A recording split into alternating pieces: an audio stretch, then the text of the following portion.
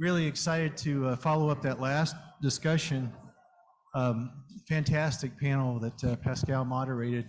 And we have an excellent lineup of speakers here, service provider perspectives and technology solution providers perspectives. And so I'm Stan Hubbard, Principal Analyst at MEF, and I'll just ask each of the speakers to introduce themselves, and starting with Ari here, and work our way down.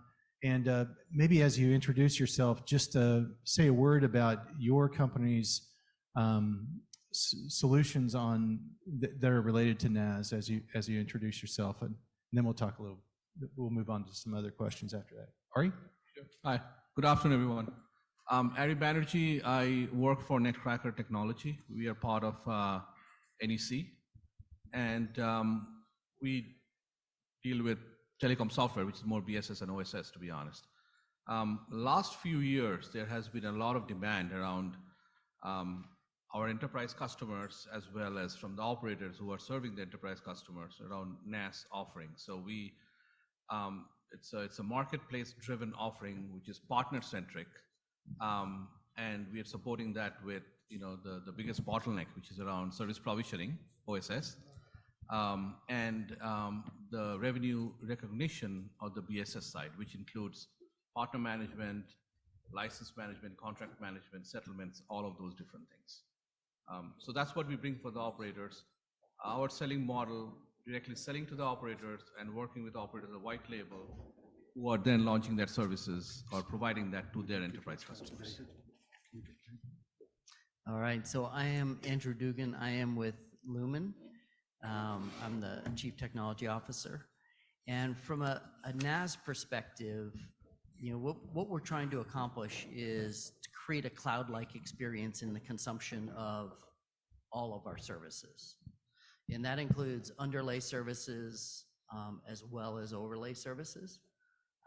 But for us, it's all about changing the experience and letting people consume networking services in the same way that they consume cloud services. Sure, thank you. Hi, everyone. My name is David Fan. I'm from Salesforce. I'm part of the Salesforce industry team. My team focuses on developing industry-specific capabilities, and thanks for having us here and be part of the technology advisory board as well. The NaaS topic is exciting for us because, as we heard from the previous panel, there's a lot of things that we can do together based on our technology in terms of how we change, how we enable the service provider to engage with their customers. This is where we play, and thanks for having us here. Hello, everyone. I'm Suresh Kotakam. I'm one of the co-founders and Chief Product Officer at Nile. And Nile is a new company, so I'll give a little bit more introduction. We started this along with 3 other gentlemen. So Pankaj Patel, who is the CEO of the company, he was number 2 Chief Development Officer at Cisco. He was, and Shri Hosakote, he was an SVP at Cisco as well. And last but not least, John Chambers. He's one of the co-founders of the company. This is the only company John Chambers founded. And we started this company in 2018, and we just came out of stealth in September of last year. So we spent almost 40 years building the technology with almost 100 people we built our own hardware and software. What we do is we provide enterprise wired and wireless as a service. What does it mean? Very simple, right? When you think of enterprise wired and wireless as a service, LAN as well as wireless LAN, when we work with the partners, we are always partner first company, and when partners go and talk to the customers and customers tells, here is the site and building, this is where we need wired and wireless LAN service. Once the business requirements as well as the site survey is done, after that, everything is automated. The network architecture, the design, the topology, bill of material, including transceivers, cables, everything is automated. And we ship the equipment to the customer site or to the partner where they can go and deploy it. Literally, we are the first one in the industry where we simplified so much. Literally, a cabling guy can deploy it, install it, and activate it. It's really that simple. But we also guarantee the service. What does it mean? We install the physical sensors throughout the building. They act like end users. They're testing the network every minute, showing you that network is up and running from end user perspective, not from the networking perspective. And you have the 5-bar Wi-Fi coverage throughout your building, and you have the capacity. And we extended Zero Trust principles all the way to the access layer, which I'll go into more details over the time. But Gartner called out we're the only true NaaS vendor out there providing the wired and wireless as a service. And top of that, I think earlier Devika was talking about it. Customer doesn't own the hardware and the software. Customer is not paying for any of these services. Instead, they're truly paying for per user per month. If you have 30 people showing up this month, you pay for 30 people. If you're doing, next month, if you have 50 people show up, you pay for 50 people. So it's truly delivered as a service. Thank you. Good afternoon, Daniele Mancuso. I am Chief Product Management at Sparkle. We are the international carrier of Team Group. We operate around 600,000 kilometers of fiber optic spread around the world and provide a set of connectivity, colocation, and infrastructural services within the globe, spread around 170 points of presence, more or less. It's nice to see how beautiful is the greenfield world. Unfortunately, I think most of the people here are coming from a brownfield, so we need to take care about it. So just to clarify, we do work in the brownfield. Yes. So we don't deploy sensors yet, and our experience in the network as a service arena is at the moment focused on the layer 2 services.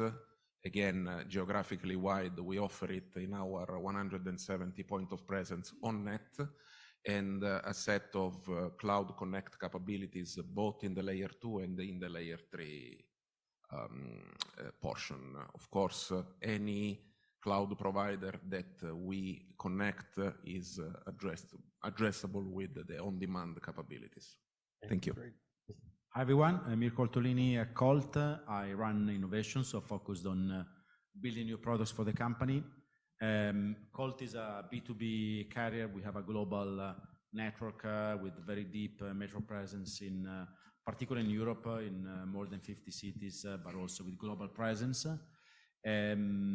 Talking about NaaS and what we have done, we actually launched a NaaS capability, although we didn't really call it like that, in 2015. It's called Colt On Demand.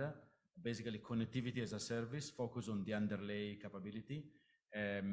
So initially started with Ethernet and then moved up into IP services and cloud connectivity. What we really focus on since the beginning is to make it available across our entire infrastructure, almost entirely, let's say 95%. So we cover almost 1,000 data centers with it, as well as enterprise buildings, so 30,000 enterprise buildings. Obviously, not everything is real time. We need to also incorporate installation processes in the experience, but it's all digitally consumed. Okay, excellent. So you can see we have a diverse set of perspectives here. And, Pascal mentioned, and we also heard a little bit earlier, that we're working on a blueprint for network as a service. And one of the things that we're trying to do is understand the different perspectives that companies have, as they go about talking about and marketing network as a service. We have industry organizations that have different perspectives. We've got vendors, technology vendors, service providers, and so forth. Some of those perspectives are super technical and some are really high level. But what I wanted to do is just ask you if you could take maybe, a minute just to say, what do you think are the key characteristics of a network as a service? We heard about that in the previous panel, but I'd like to hear even a broader perspective. So maybe David, and then work our way down, Mirko, and come back. Yeah, I liked in the previous panel, I think Frederick was talking about NaaS is really about looking from customer in terms of NaaS give you the agility, the simplicity, and maybe just different ways that you can engage with your customer. So for us, I think it is important to leverage the technology and provide ways to allow the service provider to create innovations very quickly and really change the way to empower the enterprise customers as well in terms of how they want to be served.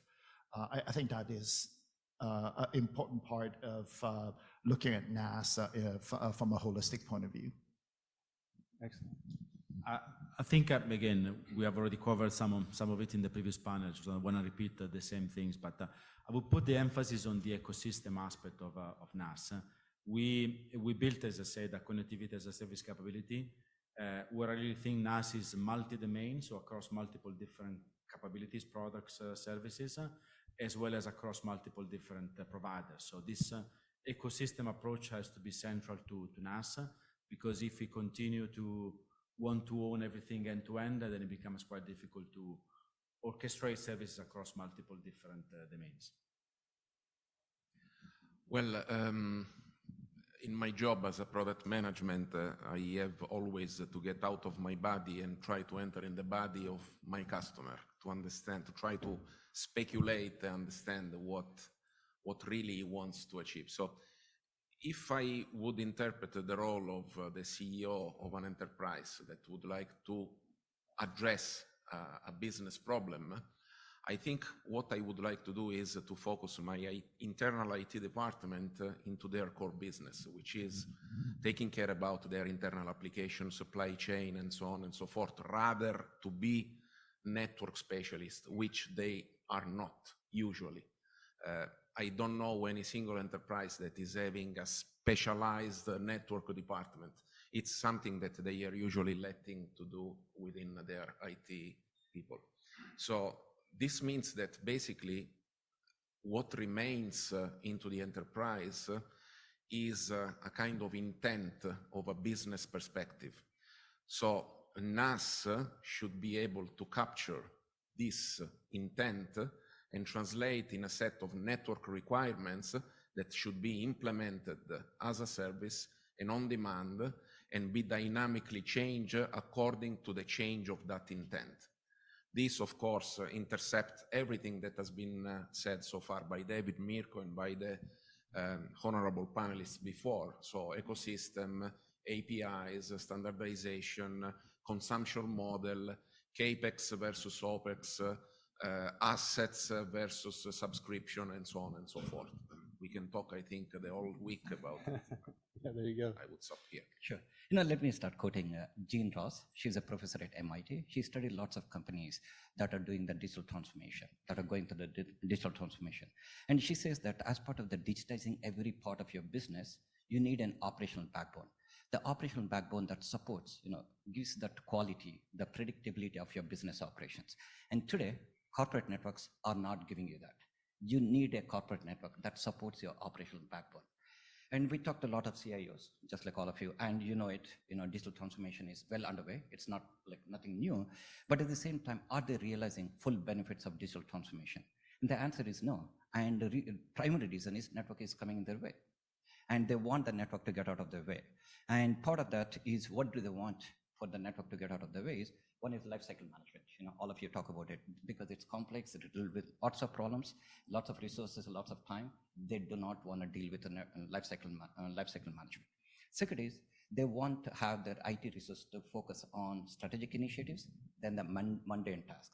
And third is subscription model. They want to consume network as a service. And while guaranteeing the network performance, you cannot compromise on the network performance, and you cannot compromise on the security part of it. So they're looking for all of this. On top of that, NaaS has to deliver all of these business outcomes. On top of that, it also should reduce the total cost of ownership for the customer. Yeah, so Danielle, I appreciate the perspective from the customer, right? Because that's the same way that we look at what is NaaS. We did a survey with about 1,000 potential customers earlier this year, and asked them what did they want from NaaS. And what we heard back shouldn't be any surprise to anybody in this room. They told us that buying telecom services is hard, too hard.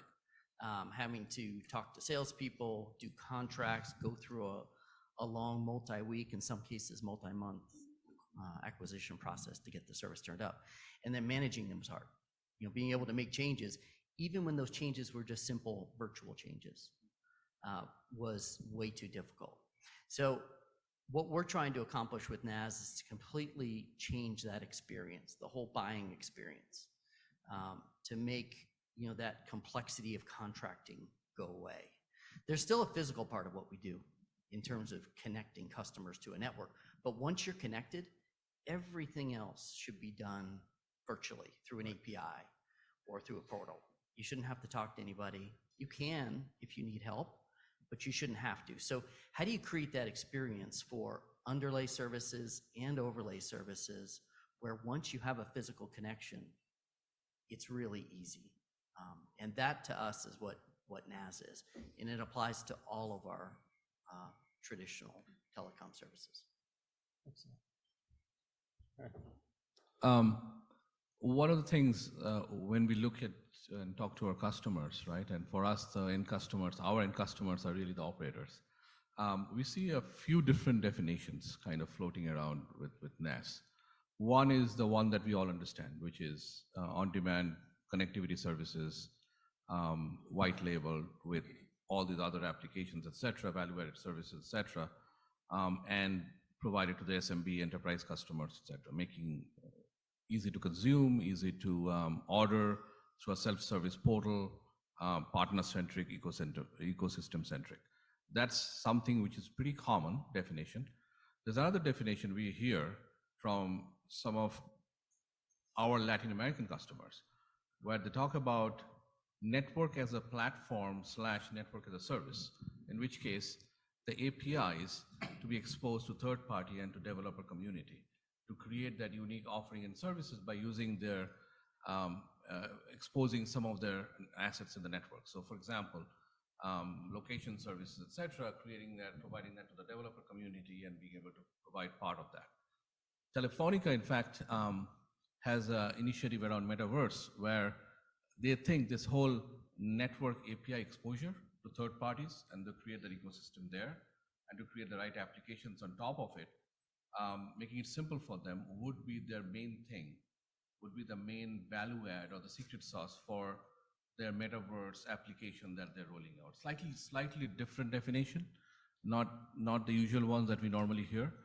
And the third part that we normally also hear is that to be able to do any of these things, providing on-demand connectivity as a service with value-added applications, value-added services and IoT services, et cetera, you need your underlying automation or operation systems to be streamlined so that it integrates, works with not your next-gen type of services, but also your legacy infrastructure. Because IP, either it's an MPLS service or it's a, if we're talking about bandwidth on demand or whatever, how can you make it work? Because it's a brownfield environment. So having that OSS transformation, making sure that the OSS layer or the operations and the automation layer is geared to be able to help that becomes an integral part of it, which is an enabler, not the NaaS.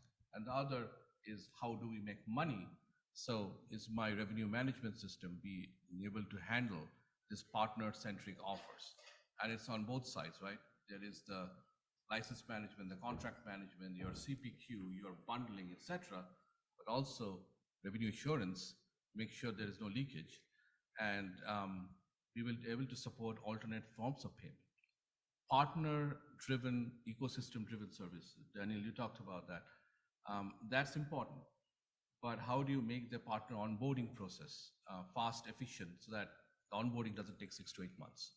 Bringing together and trying with blockchain and other technologies to make that a little bit more efficient, more zero touch. All of those things are playing into it. So NaaS as such is not new, right? 2014, 15, 16 timeframe, we all talked about NaaS. The market came, market went, it didn't really generate much revenue. Hopefully, this time, it will be a little different. Wow. So if you're listening closely to all that, there are lots of different ways that we could go down with a lot of questions, and we could spend probably several hours. But Kevin, we probably don't have that, do we? No. Yeah, 2.5. So I just wanted to pick up on a couple of things. You talked about exposing APIs for developers. We'll circle back to that, Ari, at the end, near the end of the questions. I wanted to deal with this evolution of the NaaS ecosystem. Mirko made the comment about multi-domain, multi-providers. I think that's one of the differentiators of today's NaaS versus sort of the early generation focus on-demand, or really kind of just on-demand services itself, and that was kind of it within one service provider domain. But Maybe if we could kind of hear some comments about the evolution of the ecosystem, maybe starting with Ari and then working Andrew and then whoever else wants to comment. Yeah, I think the evolution of ecosystem or partner-driven, I mean, that's becomes a fundamental aspect when we look at NaaS, right? And that's complicated, right? Every partner has their own licensing mechanisms. Every partner has their own contracting mechanism. If it's a regional play, then they have their business model, which is slightly different in every region. So creating that on-demand, as you said, to make sure that the partners can get onboarded quickly. And in some cases, if they are vetted partners, they can onboard themselves without having to play into this whole 6 to 8 months of their cycle to have that partner enabled. That becomes important. Giving the partners a visibility. Are they being successful? How much of the partner services were being consumed? Because you have the top 10, top 15, top 20. How do you play into that? And based on that, obviously on both sides, when you have visibility, that's when you negotiate. Is it a 60-40 split? Is it a 70-30? Or you guys really suck, so we're going to throw you out. But even if you sell something, we'll take 90%, whatever it is, right? Yeah. How do you do that very, very effectively? Can you bring blockchain in this mix? Can you have that as part of the mechanisms where you can connect? Those are important aspects where we see many of our customers, involved, or they're trying to figure out the best way. There are, I mean, I know MEF is doing a lot of work on this, right, to bring this together. Camara Alliance from GSMA API1 API, which is the evolution of that one API, which failed previously, but again, coming back under the Camara umbrella. That's another initiative where you're talking about different operators connected across the globe to be able to provide consistent service, consistent applications, and you have it once and you can deploy. So how do you make that all happen and how do you bring it together? It becomes complicated because it's not greenfield. It's a brownfield operations, even on that. That becomes very complicated to handle. Very good. Andrew? Yeah, so the way I look at the ecosystem is, going back to our customers again. So we're here to support enterprise customers. And what drives enterprise customers? Their applications. That's why they buy our services, is to run their applications that drive their business. And so when you look at the ecosystem for NaaS, you got to figure out where those applications are running. And they run in 4 places. They run at the enterprise, in their locations, their own data centers. They run in third-party data centers. They run in the centralized cloud. And, I think increasingly they'll run in edge compute locations. And so our job from a network as a service perspective is to connect all those locations.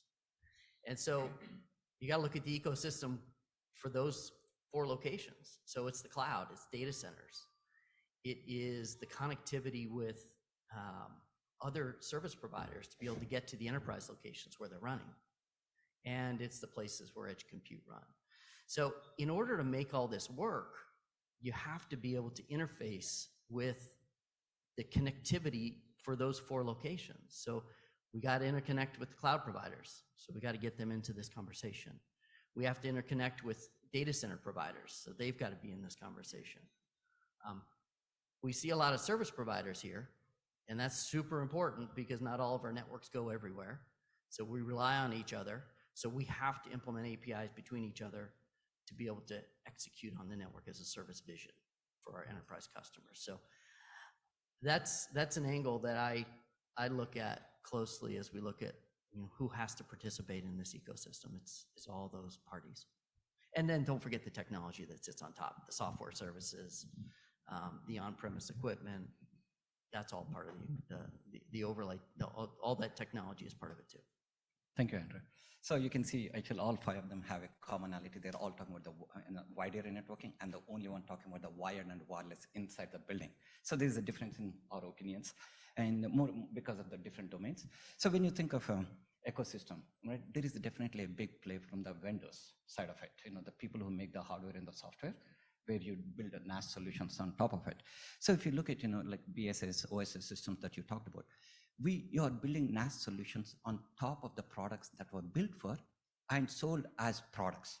These were the products and technologies and the features that were built to work independently with each other. They were not built for network as a service. We are trying to here help the providers to offer end-to-end service, taking the NaaS all the way to the wired and wireless to the user that's sitting in your office. So what if the underlying technology that enables the NaaS can monitor, manage itself? What if it can provide you 24/7 eyes and ears at the customer site, tell you exactly what is going on at the customer site, so that you can take right action? So I believe the vendors have a huge role to play. The hardware and software vendors have a huge role to play in delivering end-to-end NaaS solution. All right, very good. I wanted to move on to a question about standards-based automation, because I think that's really critical here. I would appreciate if each of you could elaborate on that. I'm just monitoring the time here. I've got a set of questions, but I wanted to move to that one because I think it's really critical. NaaS can't really happen without standards-based automation. I think a couple of you probably have mentioned that before, but Daniele, would you like to comment on that, and maybe others chime in? Well, again, I think this conversation goes back to our meeting in Rome. To me, there is no NaaS without end-to-end automation. It's a prerequisite and it's compulsory. When we talk about this complex ecosystem, this kind of heterogeneous supply chain, whereby a lot of network providers, let's give specific name. Service providers is becoming a bit generic. There are network providers, there are security providers, there are cloud providers, there are other kind of service providers in a complex supply chain of a complex enterprise that is running a complex business. If we think about an automotive market, the supply chain is enormously complicated, and all the things, all the pieces needs to be synchronized like a Swiss watch, as we said.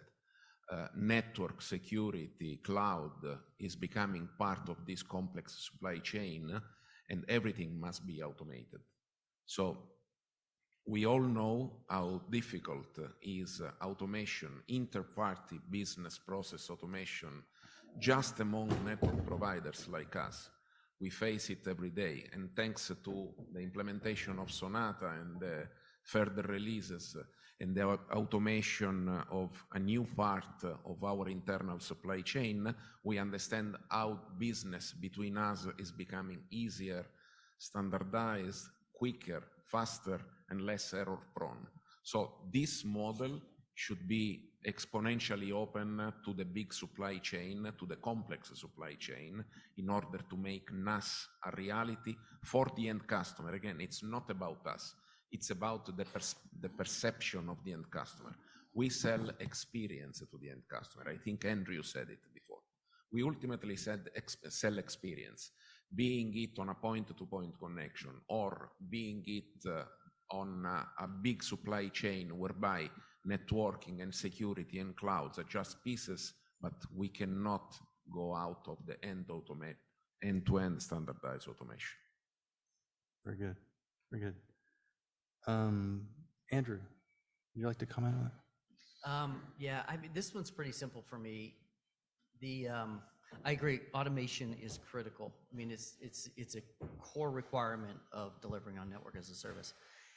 And automation across the ecosystem is important. And I don't want to implement a different API with everybody in the room here, and I'm sure none of you want to do it either, which is part of the reason why you're probably here participating in this. So that standardization, I don't think we can accomplish, the automation across an ecosystem without it. So we just have to do it. Very good. There's a question. Yeah, go ahead. Question from the audience here.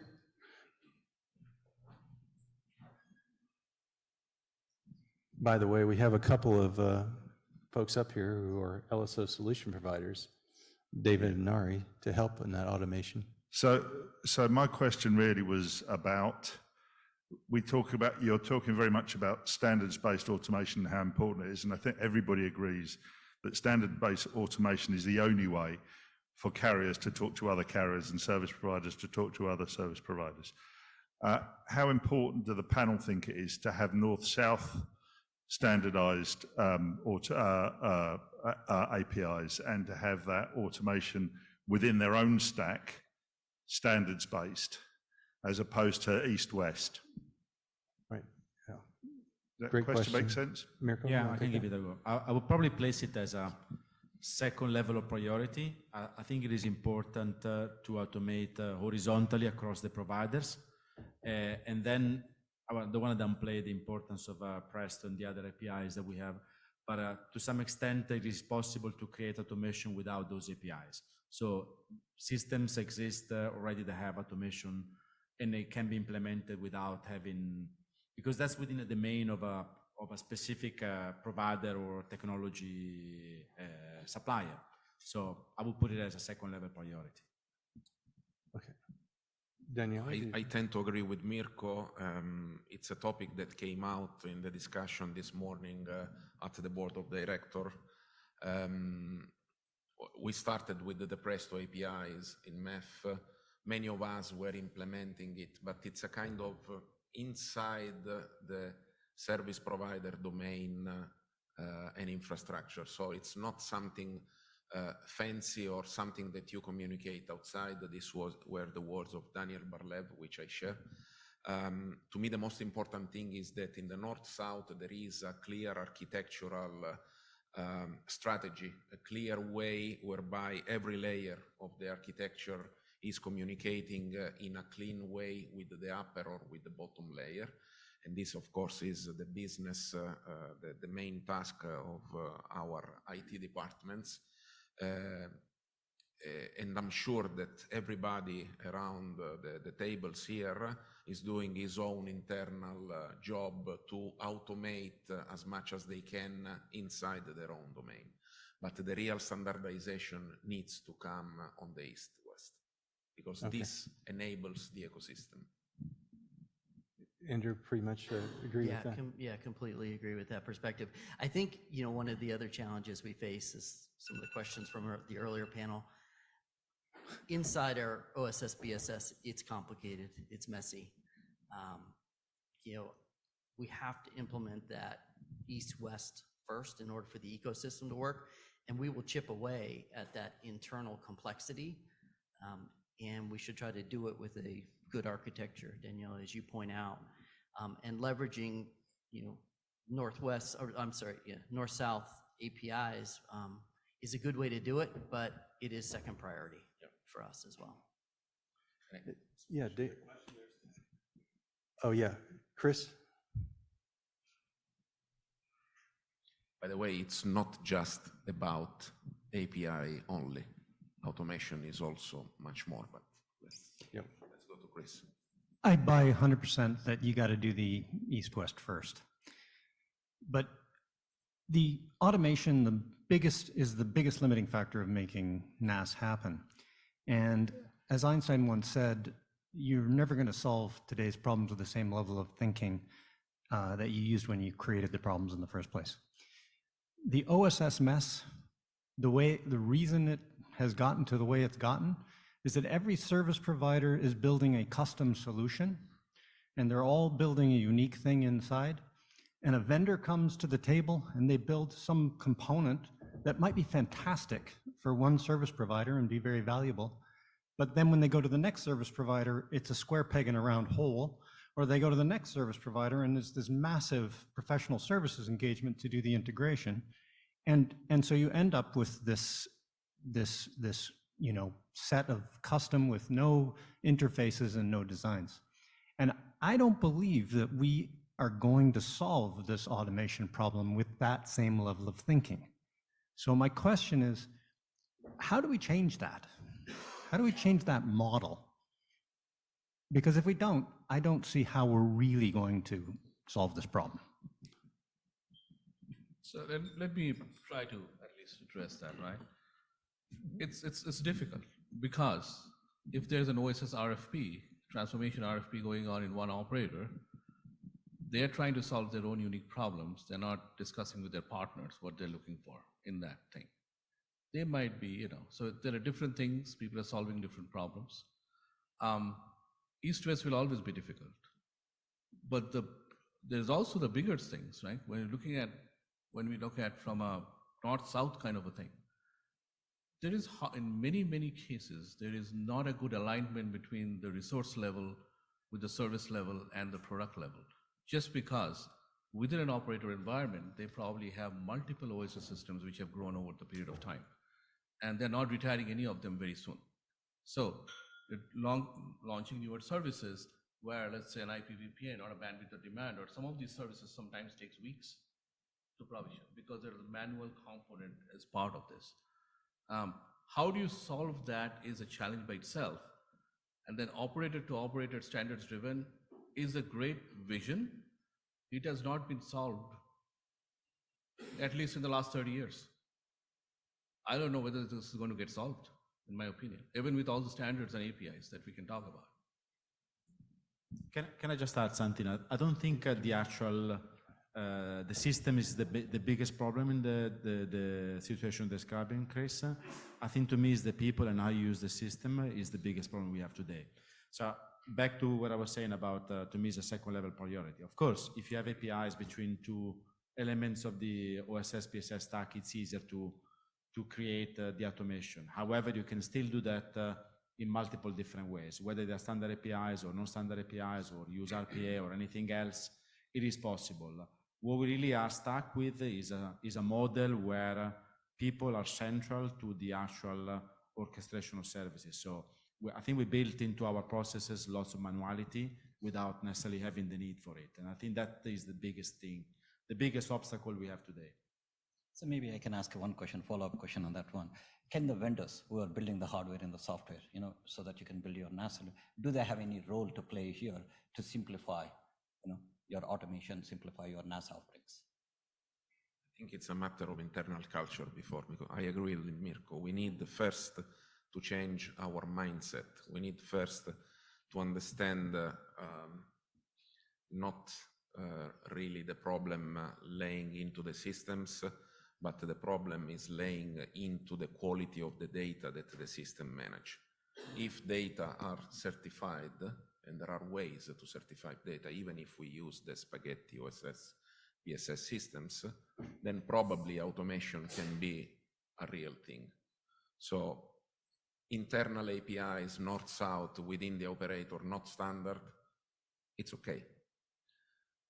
Certifying, having a common way to understand and to certify and to share certified data within the ecosystem, to me, is the key. And there is where new technology enablers such as the blockchain enters into the picture. Because the APIs, as I said before, are key, but they are not solving the problem of consistency of data. APIs were designed and are being developed in order to standardize the information flows between buyers and sellers of the supply chain. But in order to proceed to the full east-west automation, which in turn is also the north-south, there must be a common mechanism to share certified data, to bring consistency, share the consistency in the picture. So company transformation, BSS, focus on, automating the business functions with your service provider partners, the LSO blockchain, and then the operational APIs. Right. David, last word from you. I think we're out of time. Yeah, I think the question is really good. I think solving this ecosystem, we have to involve everyone. At Salesforce, we sort of approach it a little bit differently. We've been in the SaaS business for over 20 years. We embrace the as a service and the ecosystem spirit. For example, App Exchange is a platform that we allow our partners, our ISVs, to contribute and bring in innovations on top of the platform. And the only way that we can do that is through standards, right? And that's why we're here. We believe that standards is the only way that allow us to improve that interoperability, as well as providing us a foundation for us to build innovations on top. So I think that's why we, at Salesforce, we invest in forum like this. So again, appreciate having us here to learn and contribute. But this is absolutely the foundation for us to attack this and make this a success altogether. Awesome. Excellent. Well, thank you all very much. Please thank the audience. And I appreciate the questions also.